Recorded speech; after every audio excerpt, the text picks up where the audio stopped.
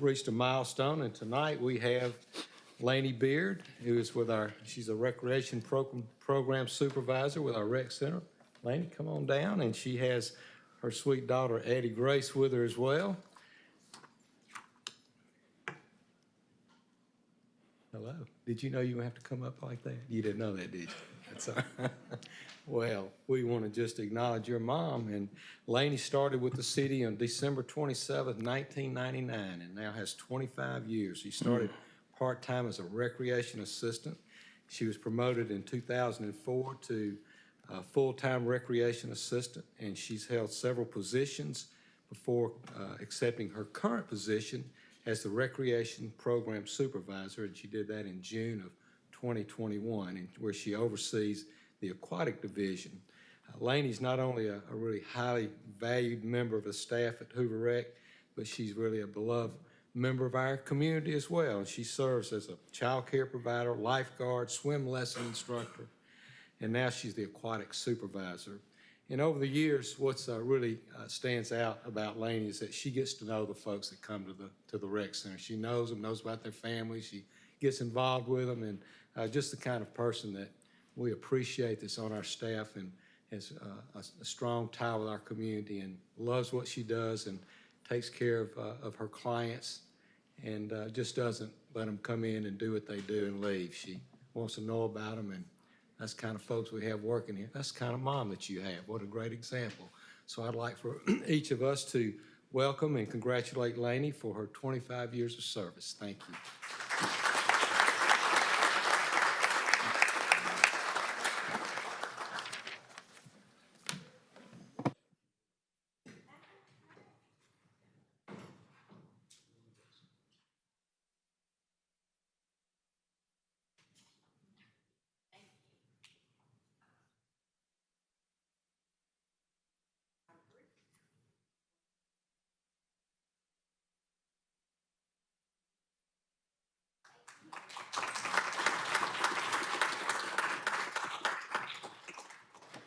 Now to turn it over to Mr. Grimes. I believe you have some new employee recognitions.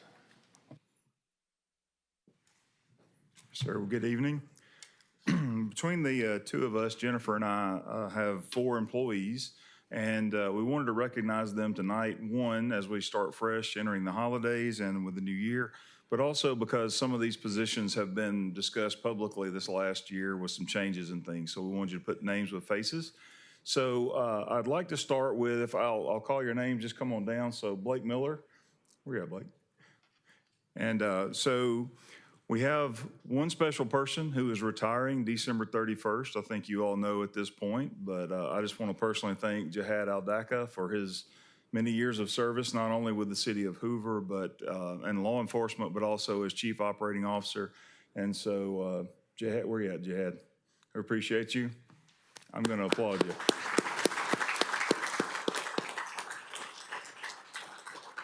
So we've selected Blake Miller, our former assistant engineer, who's been with us for about 3 years and then a career with AlDOT before that. And so Blake will begin January 1 upon the retirement of Jehad Al-Dakka. And so Blake's wife, Nikki, and sons Caden and Ethan, are they here? Yeah. They are? So thank you all very much for sharing him. Yes. Next, Jamie Schor. If Jamie, come on up. Jamie is our new marketing coordinator. Jamie is filling a position that's somewhat new. We merged some tourism aspects and other things, and this will be our new position that will help us not only internally communicate many issues, but our external communication with citizens. And we're working toward initial things as the website and our annual report. His wife is not able to be here tonight, right? She's on shift. So Eden is a nurse at UAB, and so she's on shift, but the boys are also not there. But we may have Walter and Jean Schor, the grandparents. So thank y'all for sharing him. Yes. Oh, parents. I'm sorry. Parents. I'm sorry. I wrote that wrong. Totally wrote that wrong. All right. You want to introduce yourself? Okay, and I'd like to introduce the 2 new leaders we have in the finance department. Brad Nestor, would you come forward, please? Brad joins us as our new general ledger manager. He spent about 10 years with West Point Power and Light in Mississippi. So we're really happy to have him here. He brings a wealth of knowledge. And again, want to thank council for being willing to allow us to have some additional positions in finance because it's going to make a big difference. Brad's only been with us for 2 weeks, but I can already tell that we're going to have a big impact there. And then Amber Salter. Amber, would you come forward too? Amber has been with the city for 5 years working in our Human Resources Department. Prior to that, she joined, prior to that, she served as the payroll manager for the city of Coleman for 10 years and did payroll from start to finish. And so she joined us starting last Monday, right, as our new payroll manager, and really excited to have Amber here and in place. So thank you again for your commitment to the staffing levels and bringing some quality people in.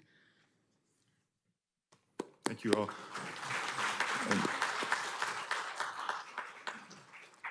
Do y'all want to take a picture or no? I don't know.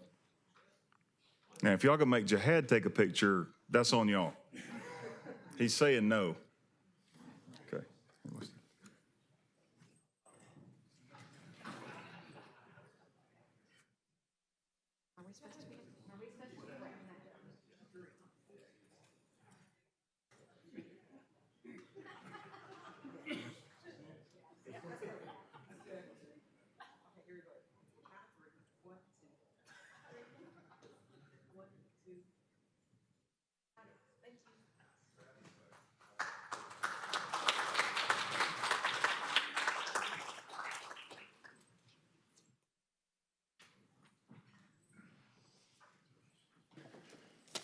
We will now move to our consent agenda. Items 1 through 15 are presented as consent items. It'll be read together and with one motion and one vote, unless, of course, a member or a member of the public would like to remove any item. Yes, sir. I'd like to move item 14 to the regular agenda, please. Item 14, any others from the body need to be removed?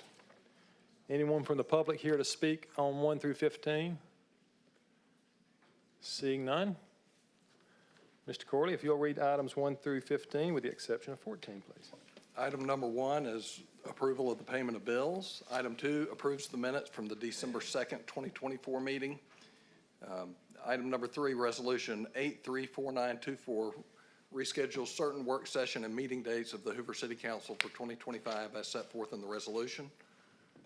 Resolution number 835024 authorizes Mayor Brocato to execute a client services agreement with USI Insurance Services, LLC. Resolution 835124 authorizes Mayor Brocato to execute an agreement with Global Experience Specialist. Resolution 825024 authorizes Mayor Brocato to execute an agreement with Cook's Pest Control for pest control services at various municipal properties. Resolution 835224 accepts a contribution from the Alabama Department of Tourism in the amount of $7,800 to offset the cost of both the U.S. National Firefighters Challenge and Hartford Nationals, or Move United, and authorize the city CFO to execute a letter of understanding for the same. Additionally, this resolution amends the budget for the fiscal year ending September 30th, 2024, as shown in Exhibit A to the resolution. Resolution 835324 accepts a contribution from the Alabama Department of Tourism in the amount of $3,900 to offset the cost of Hartford Nationals Move United, and authorizes the city CFO to execute a letter of understanding for the same and to amend the budget for fiscal year ending September 30th, shown in Exhibit A to the resolution. Resolution 8354-24 amends the budget for the fiscal year ending September 30th, 2025, as shown in Exhibit A to the resolution for the purchase of a vehicle. Resolution 835524 authorizes Mayor Brocato to execute a renewal of professional management and operation services agreement with Clearwater Solutions, LLC, for services provided for the Inverness and River Chase sanitary sewer WWTPs and system. Resolution 835624 authorizes Mayor Brocato to execute an agreement with Southern Lighting and Traffic Systems for software maintenance. Resolution 835724 accepts public improvements within the right-of-way for Trace Crossings, 21st Sector. Resolution 835824 accepts public improvements within the right-of-way for Ross Bridge, Parcel 1, Glasscott, Phase 1 and Phase 2. And then resolution, item number 15, resolution 8155-24-A extends the temporary moratorium on new businesses within the city for businesses whose primary business activity is the selling of cannabidol and vape shop businesses until June 30th, 2025. Mr. President, I move for approval of the consent agenda. Second. Have a motion and a second for approval. All in favor, say aye. Aye. Any opposed, nay. The ayes have it, and the motion carries. We'll now move to our regular agenda, beginning with item number 14, resolution number 835924. Mr. Corley. This resolution appoints Zeal Zareri to the Stadium Trace Village Improvement District to fill the term ending November 15th, 2029, and appoints Jerry Sager to the Stadium Trace Village Improvement District to fill the term ending November 15th, 2030. Mr. President, for the purpose of discussion, I will move for the approval of resolution number 8359-24. Second, and Mr. President, if I can get the mic first. if I have a possible. motion and a second. Mr. Murphy. All right, thank you, Mr. President. Just a couple of things on this item, and I'll definitely be making an amendment to it if it passes, if it doesn't, and that will be to increase the number of individuals on the board from 3 to 5. The rate is written out, you can go up to 11 individuals, and so I'll be definitely make a recommendation for resolutions on the January meeting.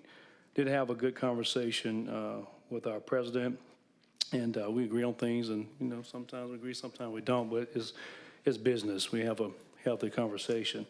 One comment he did make was that on our boards, we do have individuals that live in Hoover, so it'd be a good idea to have individuals that live in the city of Hoover, which I agree. The two gentlemen that are mentioned here, familiar with them, great men. I think they'll do a great job for the city. I think we just need to increase it to make that happen.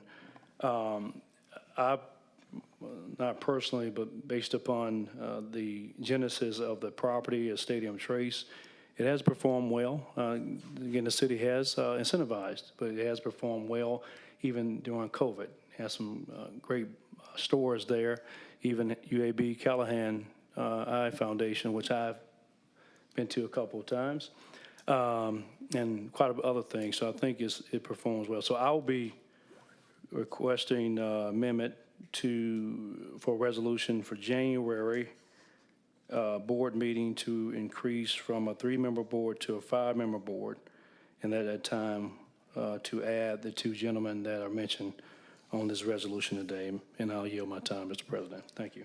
Thank you. Mr. Corley, is that something you could work on with the attorneys who drafted the original bylaws? Yes. Okay, very good. But that is a matter separate from what's before us tonight. Can I make the amendment to? I think to amend it to change the articles and bylaws would require a separate resolution, and we would have to draft those, so. Well, can I make the amendment as part of this particular reading to represent what we're going to do in January? It wouldn't be an amendment to this resolution to increase the board to 5. We would have to provide you with the articles and bylaws for you to approve to increase that number. So I understand that. I'm just asking so it can move to January. We can do all those things then to amend it to make that happen. We don't have to vote on this tonight. We can just make the amendment. right. So if you're not voting on it tonight, it wouldn't be an amendment. It would just be a request to add it to the agenda in January.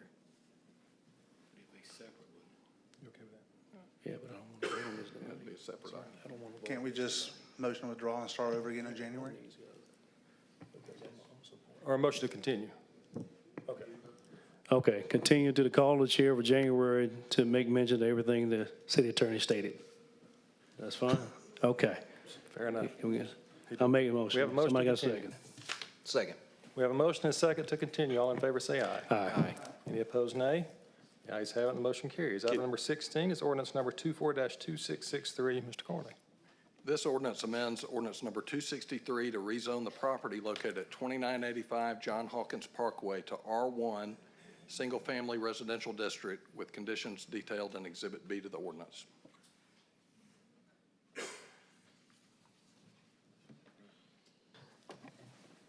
Mr. President, I would move for the adoption of ordinance number 24-2663.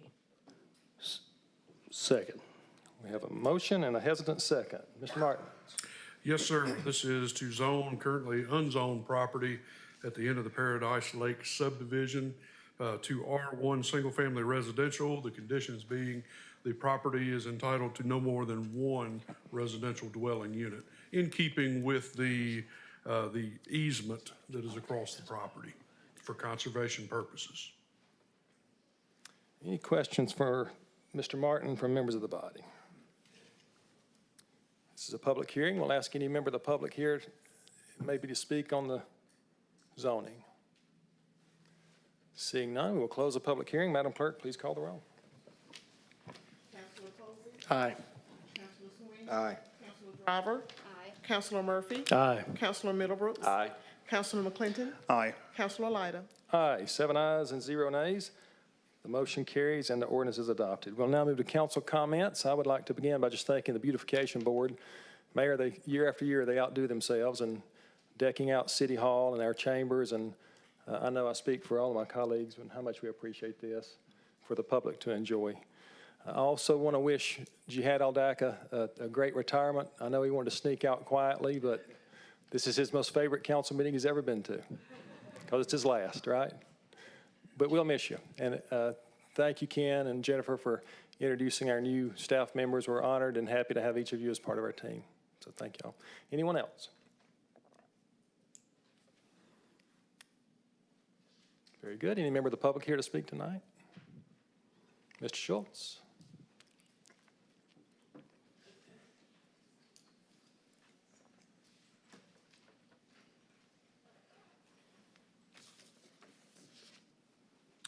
Robin Schultz, Bluff Park.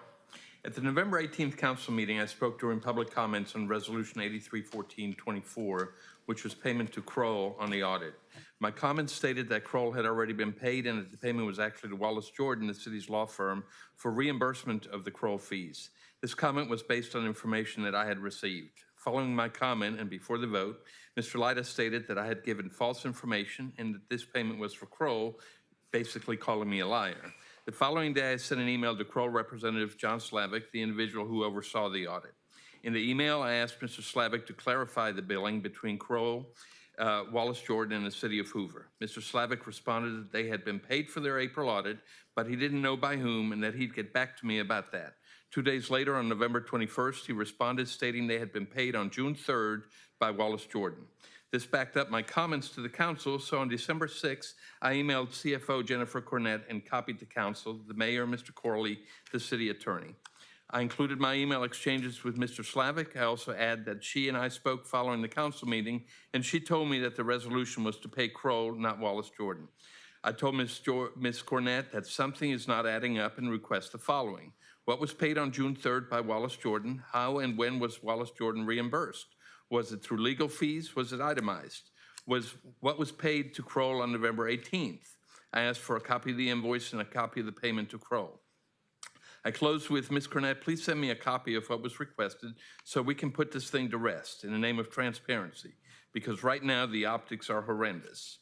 Today I have received a response. Mr. Schultz, I asked the city attorney to provide a response to your inquiry. He said, on April 23rd, 2024, Wallace Jordan engaged Kroll on behalf of the city. On May 29th, Wallace Jordan paid Kroll $14,586 for their initial engagement invoice to preserve confidentiality. Wallace Jordan has not sought reimbursement of this amount and it has not been charged to the city. The firm decided to foot the bill as a courtesy as a value client and to ensure that the city got the best result from Kroll. On November 18th, the City Council approved payment of Kroll of $236,000 by Resolution 83-14. On December 6, 2024, the same day that I sent her the email, the city wired this amount to Wallace Jordan's trust account, and Wallace Jordan passed that payment on to Kroll. No other amounts have been paid to Kroll. So not only was I correct on the initial comment, I was also correct on who was paid, which was Wallace Jordan, not Kroll. Finally, she closes with the following line. Please direct any further inquiries to the city clerk so we can respond to these requests and responses consistently and follow the city policy that applies to all Hoover residents. The mayor said any resident can contact him directly and by extension the CFO. Again, I did not lie. I went by what I was told and I was correct. Thank you. Thank you, Mr. Schultz. Anyone else like to speak? Mr. Hamrick. Paul Hamrick, Middlebrook. I just wanted to jump on with, from what I understand Mr. Schultz was talking about. I think and by the way, I enjoyed spending some time with a couple of you at the Randall House. That was a wonderful event. But I shared with you at an earlier meeting the public document request I had made. I wanted to update you on it, and also it concerns me a little bit with some of the difficulties apparently Mr. Schultz is having. I submitted that request on November 28th. I finally did hear back from the city, but it wasn't in a timely manner that complied with the law. And I don't think following the state law is asking too much of anyone, especially on really basic budget matters. And what's even more concerning to me is this new law has been in effect for 60 days. And Hoover is out there right now in front, not following the new public documents law. And a lot of people worked very hard to get that done. And it's a very clear law, and there are very specific timelines. And what I would urge everyone to do, it's y'all's decision what you do, and I'll make the best decisions I can on behalf of my clients, but I hope you take these requests seriously, because I certainly do. And all I'm asking is that the state law be followed and the documents I've requested not only be provided, but provided in a timely manner. And I've now also paid my $300 time-intensive fee, which I'm not real sure what's time-intensive about the most basic budget questions I can imagine, especially considering the city finances have been so recently audited and looked over in detail. They're just not complicated questions. And I would appreciate it if everyone could take a look at that and push it along in a timely manner. Thank you. Thank you, Mr. Hamrick. Anyone else? Ms. Lovell. All right, unrelated to Kroll. Good evening. I am Ashley Lovell over in Shandwick Place, 3504. Just wanted to provide a brief update from last week's planning and zoning meeting that took place this time last week. So we had over a dozen Hoover citizens share their concerns and questions during public comments, topics such as traffic, validity of Skipper's traffic study, health, safety, well-being of Hoover residents, parking, the validity of parking study, room for parking, street parking concerns, hotel parking concerns, and the fact that Tattersall is in a floodplain, and last-minute additions to the application from EBSCO. It was a thorough meeting, and I'm sure you're aware that 6 members of the Planning and Zoning Commission voted to rezone and 2 voted to deny rezoning. Obviously, this matter is of great concern to our residents, and it's set to come before each of you. While our community was disappointed in the decision, we are continuing to work together, and our mission is to show each of you exactly why the rezoning of Tattersall is a major concern. Our petition currently sits at 2,313 signatures opposing the rezoning. Our 2 surveys currently indicate overwhelming opposition, 84.7 against residential development and 71.7 wanting to maintain planned commercial zoning. One final note that I want to leave you guys with and everyone else is a highly important fact to highlight from EBSCO's most recent application. It's a last-minute fine print add to the application, and it states, if the hotel has not been developed within 3 years or before 75% of the 55-plus apartments have been completed, the developer has the option to convert the hotel space into 48 more apartments. Also, if the condos aren't selling well enough, within that same time frame, the developer has the option to convert the condominium spaces into apartments as well. That's disturbing. Fine print, what does that say to the people? Anyways, this is a highly concerning and gives the developers free rein to convert plans to even more apartments. So against further what the community wants, then throwing in fine print, hoping, I don't know if someone wouldn't see it or what, but it's there and it's a problem. So although it's fine print, it should be of paramount concern. We look forward to coming before you guys. Thanks. Thank you, Ms. Lovell. Anyone else tonight? Council President Lyda. Yes, sir. I'd like to respond to Mr. Hamrick's comment. We have responded. I understand the clerk has responded to his request in a timely fashion. We're aware of the law, and the city is following that law. Very good. Thank you, sir. Anyone else tonight? Mr. Hamrick, you've had your 3 minutes, sir. Anyone else like to speak tonight? Very good. We're If we adjourned. want to handle it that way, we can do it that way. But that's y'all's decision. And Mr. Corley, that's not. See you guys. Merry Christmas.